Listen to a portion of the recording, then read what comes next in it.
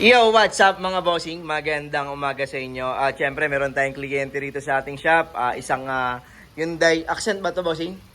Accent, no? Shoutout kila bossing. From Santa Ana lang naman mga boss, no?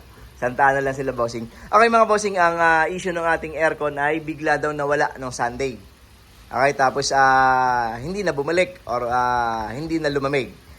Ngayon, nilagyan natin mga boss ng ating gauge, yung ating accent. Meron naman siyang pressure o meron naman siyang load na refrigerant. Pero hindi nag-engage yung ating compressor. Ayan, di magnetic clutch to mga bossing pero may ECB valve. Okay, so meron siyang magnetic pero di ECB valve din yan.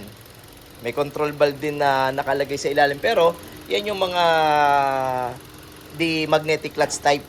Meron talaga sa mga accent na ganyan, meron na mga wala namang magnetic. Pero mga bossing, ang nakita namin, meron din siyang check engine. Okay, naka-check engine din yung kanyang makina. Kaya ang gagawin muna namin mga boss, i-scan muna namin para makita namin kung bakit merong check engine yung ating unit, no? Tapos makikita rin din natin dyan, sana mabasa ng ating scanner yung problema natin sa aircon. So tingnan natin mga bossing kung anong sasabihin ng scanner natin, no? Pero sa experience natin, yung pagkawala ng aircon, pwedeng naka-thermistor. So, tatlo lang naman yung problema ng ganito. Pero kadalasan sa demagnetic clutch, hindi yung ECB valve. Kasi kung ECB valve, dapat gumagana yung ating compressor o umiikot yung compressor pero walang bomba. Or hindi nagpa-function. So, ibig sabihin yung ECB valve yun. Pero pagka clutchless na tinatawag mga bossing, hindi mo kasi makikita yung kung nagbobomba yung compressor dahil yung ECB valve ang nagkocontrol sa kanya. Pero ito, dahil di magnetic clutch siya, dapat naka-engage sa magnetic tas walang lamig, pwede natin sabihing ECB valve. Pero sa kadalasan sa mga na-encounter natin ganito ay thermistor. Pero papa-scan muna natin dahil nga may check engine din yung makina.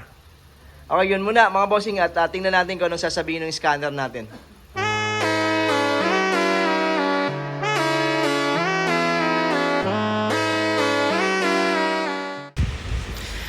Okay mga bossing, ito na yung na-detect ng ating scanner. So parang ang sinasabi ng ating scanner ay yung oxygen sensor ang may problema. P2191. Okay, so pero yung aircon, pa-check natin kung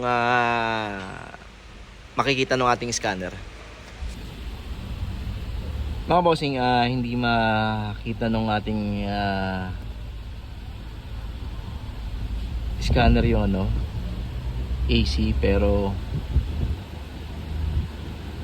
tingnan natin kung meron pa. Pero check muna namin yung AC pinakang thermistor.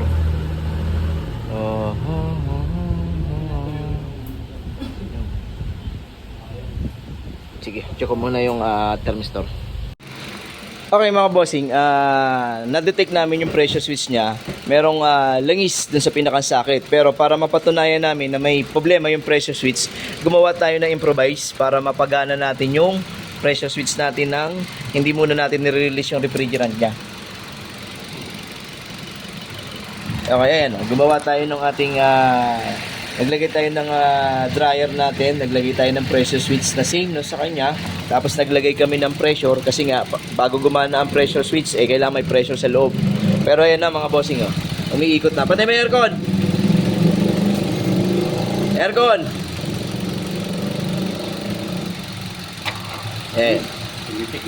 Kaso ang problema kulang din ng refrigerant mga boss. Mababa rin. Hindi, bibigyan po namin kayo ng panibagong estimate kasi magbabago na, mag-release na tayo ng refrigerant tapos papalitan natin ng pressure switch. So, ang maganda lang po ngayon bossing, napatunayan natin na yung pressure switch ang may problema. So, hindi tayo nanguhula. Saan pressure switch? Ayan sir, Yun yung pressure switch niya. Yun. Tapos ito pinang-testing natin nandyan sa aming dryer. Ayan. So, ibig sabihin, gumana na, ang may problema, yung pressure switch. Kasi kanina meron Okay, sa mga bossing, isa yun sa mga pwede natin pang tasting kung sakaling gusto nyo matunayan muna na talagang pressure switch may problema. Kasi in-inject natin yung ating thermistor sa loob, hindi siya gumana. Pero nung pinalitan natin nilagyan natin ng pressure switch natin, gumana na yung compressor. Okay, so magbibigay muna kami ng panibagong quotation sa ating kliyente dahil natitake na natin yung problema. So tingnan natin kung anong gagawin nila at kung ipapagawa ba nila, no? Okay. Mga bossing, share ko lang sa inyo itong ginawa natin pang-tasting doon sa ating pressure switch ng ating Accent. So gumawa tayo ng kumuha tayo ng dryer, syempre. Meron tayong lagay ng adapter o yung gauge natin. Tapos pinasukan namin ng pressure. Tapos sinaksak natin yung socket dito para malaman natin kung working yung pressure switch na doon. Pero sablay nga, dito gumana sa atin. So ibig sabihin sira yung ating pressure switch talaga mga boss. So share lang namin sa inyo, hindi na bago sa mga aircon technician to mga ganitong sabihin natin strategy or diskarte para mag-trace ng isang pyesa kung goods o hindi, no? Pero may mga technician pa rin naman na nanguhula, pero hanggat maaari sana, wag muna mag-release nun. Kagaya niya, kung hindi naman na pressure switch ang sira, sayang naman, mga bossing, no? Sinalpakan ko na ng thermistor, hindi gumana. So, 2 lang at 3 lang ang nagiging issue ng ating Accent. Thermistor, pressure switch, ECB valve. Pero sa kaso nga niya, dahil di magnetic slot siya, hindi pa ako pupunta ng ECB valve dahil nga hindi nag-engage yung ating magnetic. Pero dahil nag-engage na siya kanina, napatunayan natin na may problema ang pressure switch. Okay, so share lang namin sa inyo yung mga bossing. Okay, mga bossing, napalitan na natin ng pressure switch. Tapos vacuum na kami. So maglo-load kami ng refrigerant. Nakapag-leak test din naman kami para patunayan kung may leak o wala. Hindi lang natin nakuhaan ng video, pero ito na yung procedure na ginagawa namin. Magba-vacuum kami, tapos maglo-load kami ng panibagong refrigerant.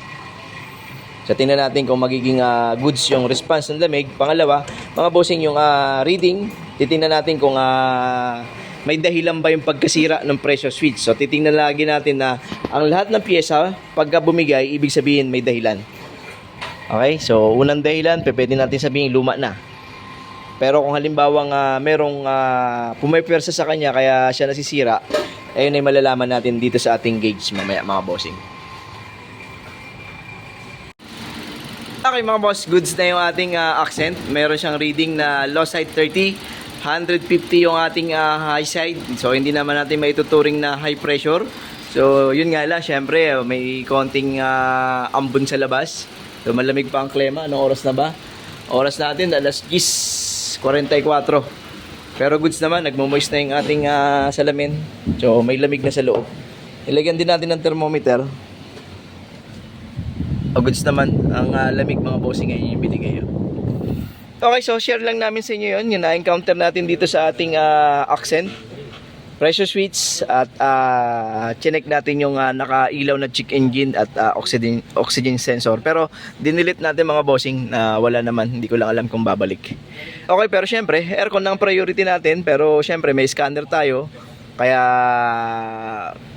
pwede nating i-detect yung ating mga makikita doon sa ating mga panel na lumalabas na yan, no? Okay lang mga bossing, share lang namin sa inyo yung ating na-encounter dito sa ating Accent. Okay?